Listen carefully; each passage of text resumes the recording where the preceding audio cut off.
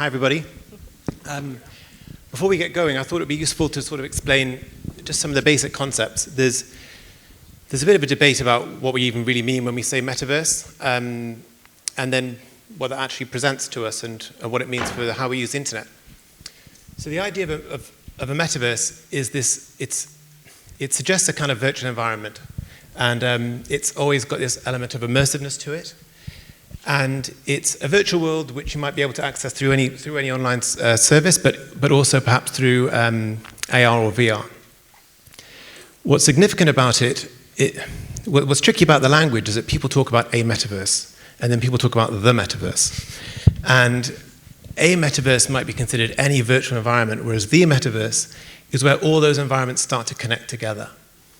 And that's a lot like the internet, which started off as separate fragmented bits, and then the World Wide Web, which is what connected them all.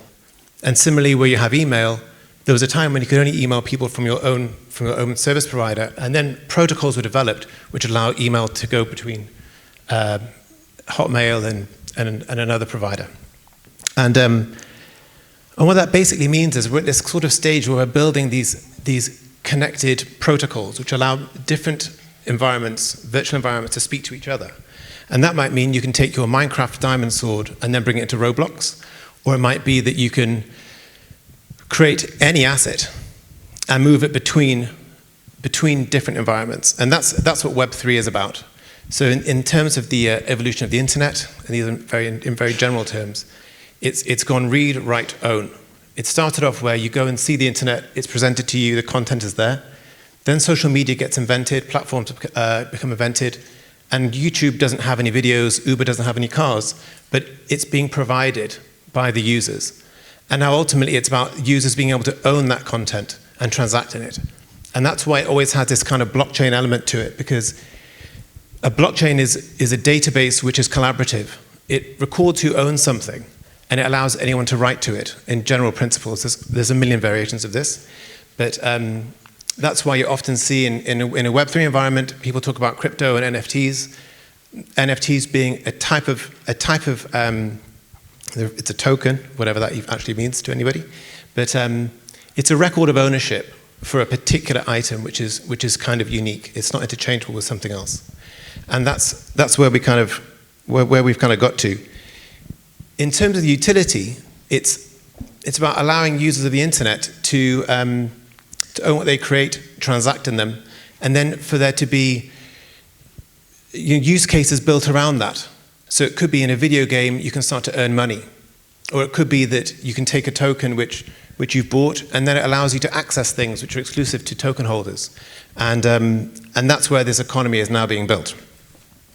And so what we're seeing as a law firm, and the work we're doing, is of course lots of endorsement deals where sports people are getting involved and lending their brand to someone's collection of art, which has been made scarce by the use of this token. And we're also seeing it in community building and things like that, so fan engagement with varying degrees of success by different clubs. But the idea here is that it's really just another media. It's another way to get your content out there, to communicate with users and to consumers, and it's another thing that can be sold. Like fundamentally, the tokenization of these things by adding this NFT to a piece of content, it's making it scarce, and that's always been a problem with digital art or anything digital, because a copy is indistinguishable from the real thing, and so in some cases that's really useful, because you can then make websites, and it doesn't really matter how many visitors you get. It's the same content. You're not printing another magazine every time. But equally, it means that the digital content doesn't hold its value. And if people are going to own something, it needs to have some kind of a value, and that means it has to have some kind of scarcity. And those are the basic principles. So to get into it, I'm going to ask the question why. And I'll ask Eric first. Why would someone in sports get involved with something to do with Web3 or the metaverse or anything like that? Okay, it's a great question. And first of all, that was awesome. I almost felt like we could wrap it up after that. But basically, I mean, what is happening, right, is that, I mean, gaming is already the sort of biggest entertainment industry in the world. 3.2 billion gamers. People are living more and more of their lives online and inside of virtual worlds. And their virtual identity becomes more and more important, and it becomes how you express yourself, right? And basically, I mean, that leads to that this increases in importance, and for people in sports, like basically when you're a fan of a sports team or an athlete, that is it's you want to express that fandom, and what the metaverse offers, the sports industry is amazing new opportunities to connect with fans, offer new ways to engage with their favorite athletes or sports, but also new ways to monetize that fandom, which you all should be very excited about, I think. Yeah. Anyone like to add to that? I was just going to turn on maybe. Yes. Slide the switch. No, I was just going to add in terms of what happens a lot with a lot of like native Web3 NFT projects, for instance, is they'll come to me as a kind of, in my role as head of artist relationships at Rarible, and they'll be thinking about next steps for, lots of projects will have roadmaps, and they will be thinking, I kind of want to like explore like fashion brands, for instance. They think that looks cool, that's kind of sexy, and I'm like, have you looked at the gaming space? A lot of them do have games and on their roadmaps, but they don't actually know what that means to build out a game. So I'm really interested to hear from Sinead and what you've been doing, because like the connection between community and esports and gaming, I think, is like a really different part of community that is being developed in Web3. And I equate it most naturally in my mind to kind of like grassroots sports. That's kind of like, where I'm kind of like feel like there's actually a little bit of parity to IRL. We'll share mics here. Yeah. It's on, I think. No, it's great. And actually, just to kind of expand on Eric's point as well, another aspect of why sports people in particular are getting into this area is that they can create, almost kind of duplicate their IP. So you have a physical IP, and then you're creating a digital IP as well. So, kind of commercial opportunities, brand partnerships can exist in that space as well. So it's clever from a sporting perspective too. If you look at the likes of creating your own avatar, I think Sia has done it quite well, Will Smith, Jadon Sancho as well. It's a kind of digital persona that exists, can have completely separate brand partnerships, collaborations, creates a whole new community, and allows sports players in particular to kind of give a little bit more of their own persona. I think about this a little bit more philosophically than most. If you think about us as humans, and it will sound weird where I'm going with this, but stay with me. We've been kind of modern humans for like 300,000 years, and throughout that period we've created culture through art. Even before we could speak, we would make music, and so on and so forth. And you kind of fast forward to, I guess, modern humans that we are now. The internet's only been around for 30 years or so, and if you think about that, 30 out of the 300,000 years that humans have been around for, there's been some, digital world that we've been able to interact with. And I think these 30 years are going to be looked back on as kind of the stone age of the internet. Like in 100 years, the fact that you weren't able to own anything online will feel very alien to people. And I think that if we think about how blockchain technology, NFTs specifically, have been able to disrupt culture, firstly in art, in fashion, sports is part of human culture. And I think it was only natural that we were going to reach this step. And now I do think, maybe a bit more cynically, that the product market fit for athletes, sports teams in general, is probably still a bit far away when it comes to Web3. But I do think we are seeing the building blocks currently, which I think will become something very interesting in the future. Yeah, I would add to that I think the market that we're seeing is it's very often powered by crypto bros and crypto people who are very familiar with this technology, and they expect that someone else will want to buy this because it's associated with a person with a high level of prominence or a brand. And so if a sports person drops, let's say, an NFT collection, and let's say there's 10,000 variations of a picture, or various pictures, or different types and different degrees of scarcity, often what you can sort of see from in the data and the way these things are being traded is that they're not being necessarily held because they're desirable to that person. They're being held by that person because they believe it will be desirable to someone else and they can sell it to someone for a profit. And that's not necessarily a bad thing, but I think it's also a sign of immaturity when you're not necessarily accessing the direct fan. Is that a fair statement? Who wants to have a pop? I would just love to add to that in the sense that the scarcity that you mentioned in your brilliant intro, by the way, has meant that this market is very small, right? OpenSea, which is the biggest NFT platform out there, is just about to tick up to 2 million unique wallets, and crypto wallets, that is. And many crypto people will have more than one wallet for security reasons. I'm sure you do. I definitely do. I'm sure you all do as well. So we can probably safely assume that, you know, if they have at least 2 wallets, you're probably looking at 1 million individual users. And I think what has been pitched to a lot of sports brands and athletes here is this is a huge market that will definitely sell. And they come to the shock that it doesn't, and that's because the market is actually quite small. And now there will be those transcendent athletes and brands that will force people to go through that friction of creating your own wallet, your kind of Web3 native, I guess, digital identity to go and mint or buy one of these things.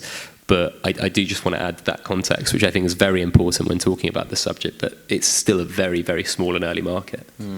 I was just literally had a meeting this morning with Huobi, one of the crypto exchanges, and I was talking about how, like last year, for instance, I spent a long time thinking about onboarding, and actually now we totally changed our kind of like strategy really and thinking about that kind of very Web3 native audience, crypto bros. I'm totally down with the crypto bros. That's cool. But it's about finding that sweet spot. It's, you know, your audience is crypto native for right now. So it's about understanding who you're kind of talking to, and especially where we are at the moment in the bear market. You know, we come out of this bear market by new traders or a new ecosystem coming into Bitcoin. Essentially, that's how it ends up. So this is a great opportunity for anybody thinking about how they want to bring people into the space, because you have a little bit of time now. Actually, my advice to working with Huobi, because they're actually sponsoring one of the teams for the World Cup, was literally like, you don't need to be talking about NFTs, you don't need to be talking about crypto, DeFi. You know, you could go in with a really gentle, very, very easy light touch and do a POAP. You know, put a POAP on a piece of merch, do 200 of these pieces as a drop, so you're introducing like some of the language, some of the dialogue, but doing it in a really kind of like way that crosses that sort of, you know, a boundary where you don't even realize that that's what you're engaging in. And it's not to manipulate, it's just to kind of like share that this is such an incredible space for people to join. We want to be able to make it accessible to as many as possible, and things like POAP and free mints at the moment really do that. So yeah, we're seeing, well, first of all, crypto has historically had terrible UX, just diabolical, horrible user interfaces, and really clunky and scary, where you can kind of delete your own money, which isn't a concept people are really familiar with.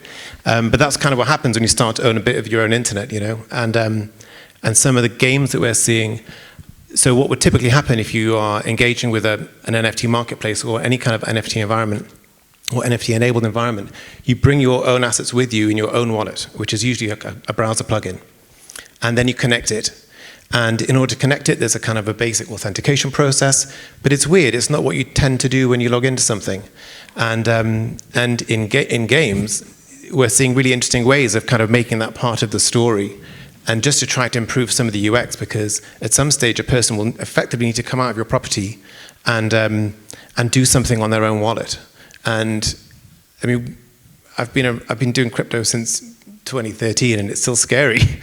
It's still scary to like do those things because you don't want to delete your money or lock yourself out your wallet. Yeah. I think it's down to how you position it as well for each of the different groups. So we're seeing with esports and game fans extremely skeptical about crypto NFTs, but what they are they're native collectors. So we've started to kind of lean into that digital collectibles. So it's kind of almost that first baby step into NFTs and crypto. So the attended tournament, you get a collectible off the back of that for a POAP for attending. If your team wins, it's almost like a digital trophy for your trophy cabinet. And then the value kind of comes after. So that digital collectible could give you access to an Ask Me Anything with a team or an exclusive merch drop. And I think it's kind of baby steps like that with different communities that are skeptical. That's working quite well. Yeah, I think there's like the mindset has to be that you're creating an attractive collectible for your fans that is digital, but it's not that you're creating an NFT per se. The NFT is just something that enables it to be resold. It's the technology behind that makes it work. But focus on your audience and focus on the creating a product, and because we need more collectors, I think, in the space, and less, because right now there's a lot of traders and speculators, and I think a market built on collectibles need a majority collectors, and I think that's something that we all want to see. Yeah, I think so, and I think just to sort of add just one more sort of element of context here. If we imagine that we're going into a more virtual world and a more immersive AR, probably more relevant than VR in the sense that it's probably more likely to be accessible to people, and if you've been doing Zoom calls, which of course you have, and there's a row of people and their faces and a blurry background or some logo or just a bookshelf or whatever, that may well end up being an invitation to someone's actual virtual office. And there might be actual virtual art on the wall. And if they're wearing branded clothing, the technology would allow you to understand that that's a real pair of Nikes, even though they're virtual, because the scarcity is there. If you buy a handbag from the end of the pier on holiday, you can generally tell it's not the real thing, but obviously when it's digital, you can't. So I think a lot of what's happening here is sort of coming. It's like we've got the items before we've actually got the worlds in which they're supposed to exist from a collector's point of view. What do you reckon, Pat? I think that ground-up approach makes sense to some extent, though. I think you used an example of like logging into somewhere with your crypto wallet, and that might seem strange and quite scary, but we've been basically trading our data online for pragmatism when using the internet. So, for example, when I sign up to a health and fitness app, I don't create a totally new account. For practical and ease of use reasons, I use like my Google email or use my Apple ID. And now that might seem pretty pragmatic and easy for me, but if I lose access to that, or Google or Apple lock me out of that, I can no longer access that centralized silo, and therefore like my entire digital footprint. And on top of that, all my data is being sold dependent on like what I'm using throughout the internet. You're the data expert. You can speak to that more than myself. And I think building a new internet or a new layer on the internet, because I don't like, a lot of crypto bros will tell you that crypto will become everything and anything, and that's just not the truth of it. I think for this new layer of the internet that kind of interacts well with the current one that we have, we basically need to be creating those building blocks around the user rather than around siloed platforms that interact with only specific other services through APIs and so on and so forth that can be easily shut off. Like if you create digital identification, you have your assets in a wallet that you own as self-sovereign to yourself, as well as like the building blocks of those virtual worlds being individual assets that are owned by users. What ends up happening is that like the creators of those virtual worlds have to cater to the people that are buying those assets, because otherwise they won't bring them to that virtual space. Just going back to what you said about the security side of things, it is really scary. And I got into this weird world in 2017, and the kind of security elements and the ease of use elements have not gotten significantly better. So I kind of wrote about this in my latest newsletter, Sport and Crypto, that Nee mentioned. I was talking about kind of DAOs and decentralized ownership within football specifically. And I kind of imagined telling my 60-something-year-old uncle, who is a big Man United fan, hey, Man U are doing this token that you can own, and that is part of the actual club. That grants you access to vote on specific proposals to do with transfer budgets, exec leadership, and so on and so forth.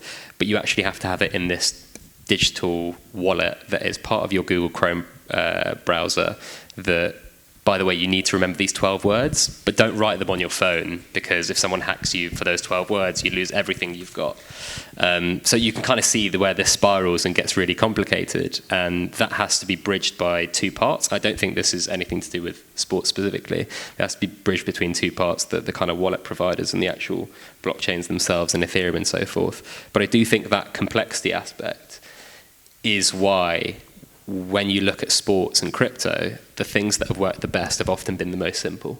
And so there's a reason why NBA Top Shots have done so well. There's a reason why SoRare have done so well, because they've taken principles that we are used to and made it very easy for people to actually access.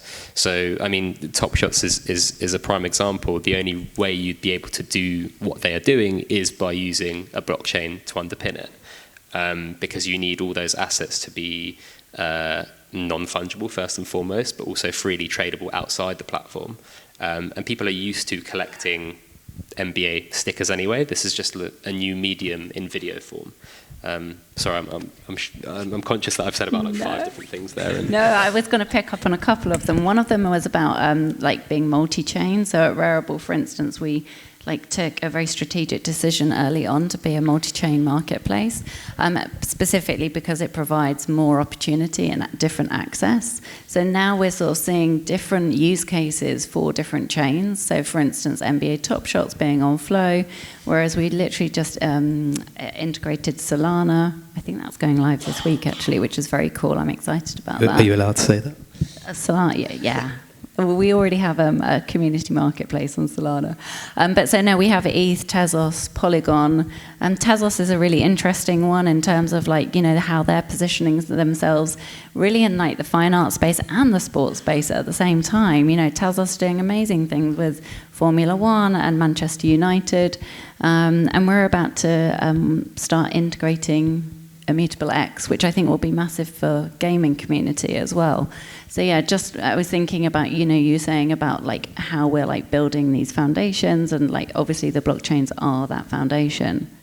Yeah, and just to unpack a bit of this, when we talk about chains, we're just talking about different types of blockchains. So it's about software format and compatibility and things, and they all do something slightly different, and therefore some are more appropriate for some things than others. It's all been fairly theoretical. So Sinead, why don't you bring us back to earth, and give us some examples of where you feel like these things have been done well, bearing in mind that the whole setup's kind of half-baked at the moment, and it's all very early. So some of the things we will aspire, we're nowhere near close to just yet. But right now, what's going well? What's been done well? What's been done well? I suppose to bring it back to esports and gaming space where we live, kind of leaning into that fandom and digital collectibles. As I said, we work with a marketplace called Artera, and they have recently partnered with Complexity Gaming. And what they've done is just kind of, like I said before, simple digital collectibles, free drops, and off the back of that, then they offer the community discounts in merch sales. Ask Me Anythings. It's back to that kind of simplicity. They've also integrated Fiat as well, which has just kind of opened out mass adoption, Stripe integration as well. So it's funny, it's simple little things like that can, open out mass adoption of NFTs and collectibles in the space. So it's about fan groups and membership and communities and exclusivity and those kind of things, being on the inside of something, and the NFT being your passport in, your proof that you are a member of this group. Or you've paid whatever it costs to get in there. Yeah, or it's free. I suppose it's just your entry point into this tribe, into this community that you you want to align with, and from there it grows out. So you want to hold just to see what's going to happen. Okay, thank you. And Eric, in experiential stuff, being from events. Yeah, I mean, I come from a different angle. When I started reading about the metaverse like 2 years ago, blockchain wasn't like the integral part, and the sort of decentralized aspect of it wasn't the, reading Matthew Ball, maybe some of you have read his stuff, but it was the idea of this, interconnected worlds. And for me, I've always been driven by youth culture, fan culture, subculture. That's like what excites me a lot. And so basically, I am more focused on these like massively popular games like Roblox and Fortnite and etc., where there's so much people. There's like almost, it's on just those two titles we have like 85 million people logging in every single day. And basically these new worlds, and that's like what I quit my job and founded my company, was on the belief that this is having a presence in these virtual worlds will become as important to brands, football clubs, artists, etc., as having a social media presence is today. And I'm super sad. We were supposed to launch with one of the top football clubs in Europe yesterday, a really exciting project that would have been awesome to talk about, but it's been postponed a week and a half. But what I can to reach young mass audiences and capture them and connect with them, and also monetize them. On Roblox, as an example, you can already sell virtual merchandise to a huge mass audience. I think, I can't remember the exact number, but it's like in the UK it's 30% of Gen Z that's like there every day. It's crazy numbers. And I believe in the future where these virtual worlds, regardless if they are on chain or not, will become more and more open as economies. There will be a lot of exciting opportunities to, connect with fans and do really cool stuff. Okay, and Pet, what shouldn't people do? What's a bad idea? This is a good question for this guy, I think. How long have you got? I'm not suggesting. I'm not saying that because I'm expecting the things you've done to have failed. So first, beyond the like John Terry buying an ape stuff, which is just so obviously like either a scam, illegal, infringing IP, or just dumb. I think that there's a few themes, right? So what I've seen when talking to brands through consulting capacity is they expect that their brand is going to sell.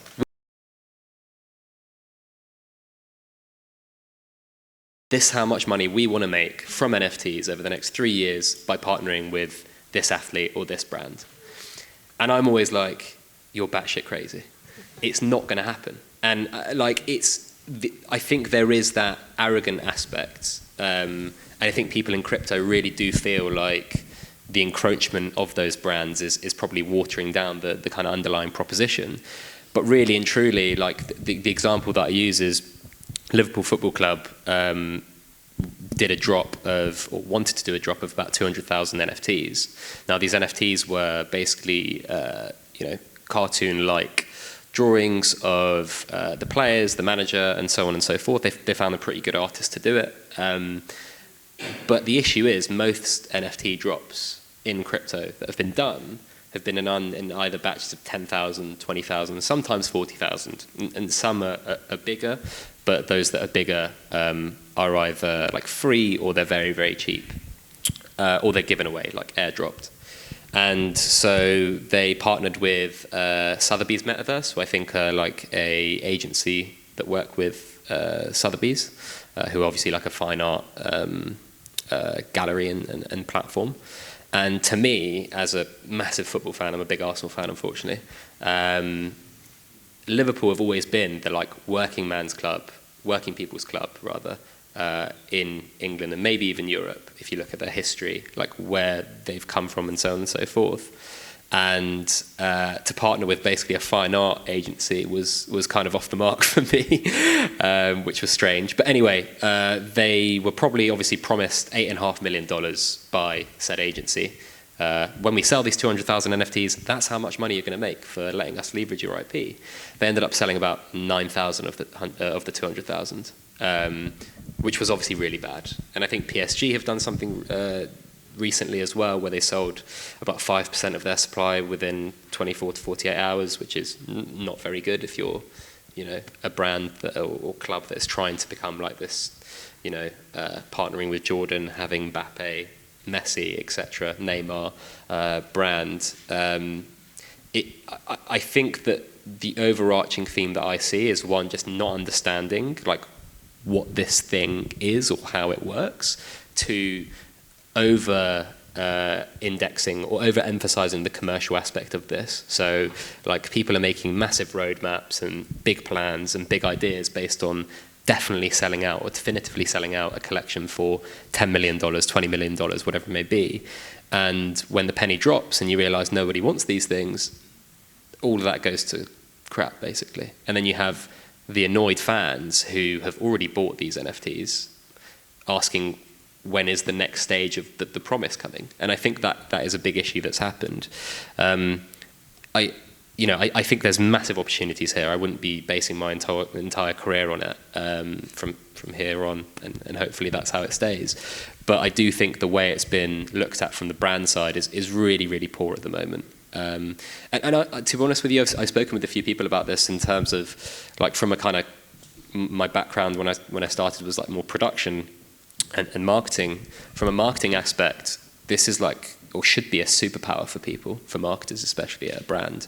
The ability to give away like NFTs or tokens, whatever it may be, like you mentioned POAPs, and then you suddenly have an on-chain network of people that are your fans or could be your fans, and that's something you can leverage.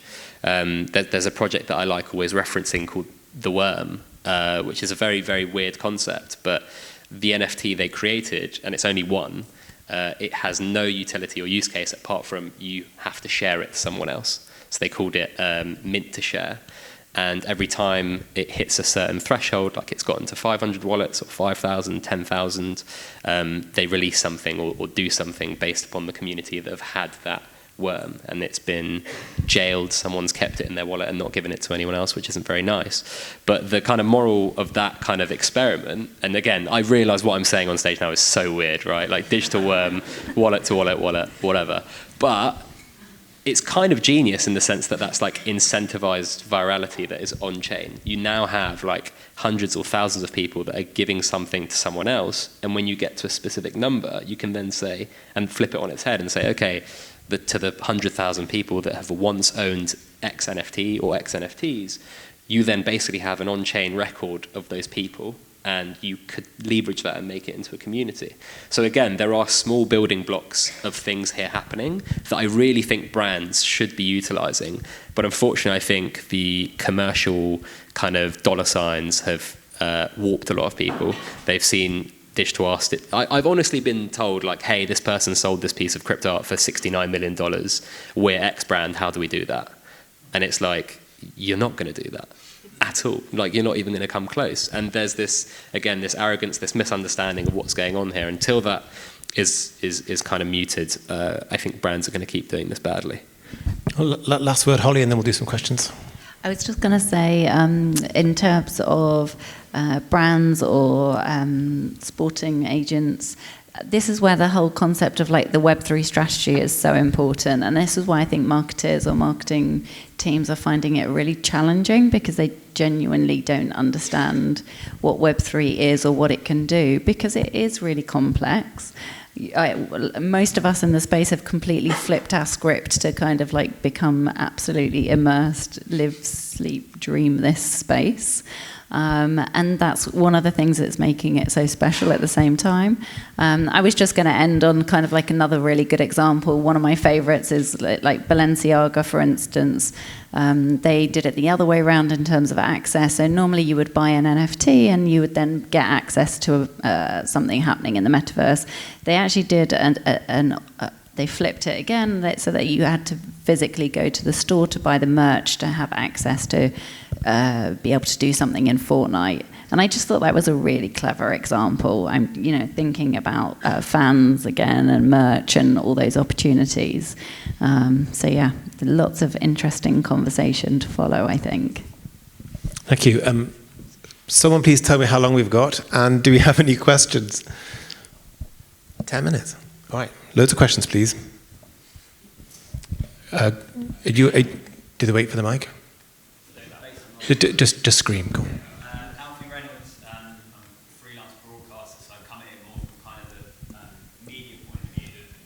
The only times I've really tried to understand NFTs, the Liverpool one you mentioned, Michael Owen had something he tried to sell. I've been reading articles about them, and the two main concerns in most of those articles was environmental impact and lack of regulation in the space. Are either of those two things genuine, relevant concerns? So, should I do the regulation one just to get that one out of the way? Okay, cool. So there's very little crypto-specific regulation, but most regulation is technology agnostic. So it doesn't really matter how you're achieving something; it's what's the outcome, and therefore what a lot of these tokens can be used for is things like financial services. In some cases, there's specific regulation for crypto to do with anti-money laundering, taking ID and stuff, something which you actually don't see a lot of compliance with in the NFT world. But those laws are more patchily instituted, whereas the financial services laws are a bit more consistent. And the other thing is gambling, because typically gambling is someone putting money in, there being some randomness, and then a winner getting a prize. And if the prize is not real, like it's like a non-transferable virtual asset, then you're not gambling because you're not hitting those 3 points of the definition. Speaking as a lawyer now, but obviously, if Web3 is intended to be transferred and owned, and therefore it comes up surprisingly often, the gambling stuff. But from a consumer protection point of view, there is regulation there, and even regular stuff like just general advertising law. The advertising regulator's been quite switched on over the last, let's say, year. Not because there's a crypto rule for advertising, but just because you need to be fair with people when you describe your product. And so I wouldn't say it's not regulated. There's definitely, half my work is dealing with that, but it's a kind of tapestry of rules that don't quite cover everything, and there's a bit of overlap. But more coherent crypto-first regulation is coming, especially from Europe. It's on the way. Yeah, I sat in on one of the first ever meetings from a consortium called Global Digital Finance, and you had it was back in 2017, early 2018. They had some of the smartest people in this room in crypto trying to figure out like what buckets do we currently fit in from a regulatory standpoint. The answer is none really properly, and the other issue is some of these crypto assets can be one thing and then turn into something else throughout their lifetime, which is a regulator's nightmare. I also just want to add from like a regulation standpoint, I think a lot of people have like screenshotted a chart and put it on social media and said this was this price and it's gone down, it's unregulated, and that has nothing to do, like price action has nothing to do with regulation for the most part. We've seen like lots of stocks fall and so on and so forth. I also think that there's been a lot of a discourse around kind of IP infringement, for example, and to your point, just because it's an NFT, you can't just use someone's protected IP. And you've seen big brands do this, like StockX created digital Nike shoes that they thought were legal, which is crazy to me, right? Like NFTs, crypto aside, to do that under any context is just straight up illegal. So I think you make a great point. I think the environmental point is interesting. Of the 20 chains that NFTs are created on, Ethereum is the only one that uses a consensus protocol called proof of work, which is the one that is really bad for the environment. Later this year, it's the one that requires huge amounts of electricity in order to support this decentralized ledger that no one can really control. Yeah. Sorry, go on. And later this year, it's transitioning to proof of stake, which is what the other majority of NFT chains are using currently, which is 99.99% less environmentally impactful. So, but even after that happens, people will say that NFTs are bad for the environment. And weirdly, it comes from people like gamers most, who use a lot of electricity. Like, I bought a graphics card for my computer recently. I'm not a big computer person. My brother is, so I asked him what to buy. He was like, buy this one. It came in like a huge box, and then like more wrapping, and then another box, and then more wrapping. And I opened it, it was like this big. And I was like, this is really bad for the environment. But a great unboxing experience, maybe. Yeah, but really good, yeah, exactly. So my customer journey was fantastic. That's the experiential mind kicking in there. Important. But like, honestly, there is definitely valid concern. The fact that Bitcoin uses like 0.07% of the world's energy is bad. Like, I think there's no kind of viewpoint that can be pitched that would change my mind there.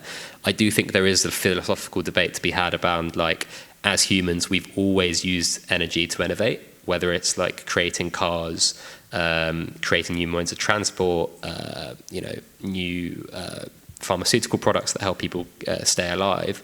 All of this costs the environment. But if it helps us live longer and travel faster, we would usually say it's better. And I think, or we'll get overheated and die anyway. Yeah, exactly. No, I mean the energy consumption is not. I don't think it's deeply disconcerting, and but it's also replaceable. You know, that part of it that is consuming so much energy doesn't have to go that way. You can still have a decentralized record of who owns what, with no one really in charge of it, and everyone able to contribute to it, and not burn 0.7% of the world's energy. And yeah, but even though most chains don't use that particular approach to support themselves, Ethereum is by far the biggest, and also people are creating technology layers that sit on top of it, and so there's increased dependency. But I don't think that the energy issue. If Ethereum changes the way it operates and decides what's a valid transaction and what's not, without going off on a whole big rabbit hole about that, it will solve a huge amount of that issue. At the moment, it's a problem for sure. I think that this is where Tezos becomes really interesting, right? Because it's not a layer 2 of Ethereum, and it is an energy efficient blockchain. So literally minting one NFT on Tezos is the equivalent to sending like one email in terms of energy use. So there's a great use case for using Tezos or exploring that. There's actually an amazing exhibition happening this week in London at Fabric nightclub. It's Wednesday to Friday. It's called Proof of People. So if you want to explore... If you want to see us both speak again, yeah, tomorrow, we actually are, Pat. It's true. Go for it.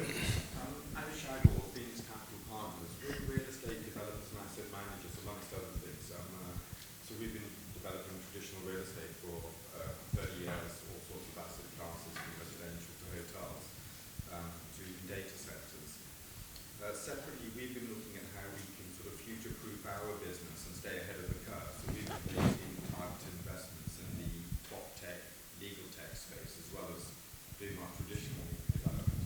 But more recently, we've come across a very, very interesting site, and we're developing the first esports, e-gaming, meta Web3 box where everyone can showcase this stuff in a bespoke building specifically for the industry. And the previous panelists talked about how there's up and coming 11, 12, 13-year-olds who are going to really, really get this. And you were talking now about how the industry, in one sense, is really young. It's only 30 years old, the internet. But all the control of these football clubs or law firms or the finance houses, they're all run 50, 60, 70s young. Control of all these industries.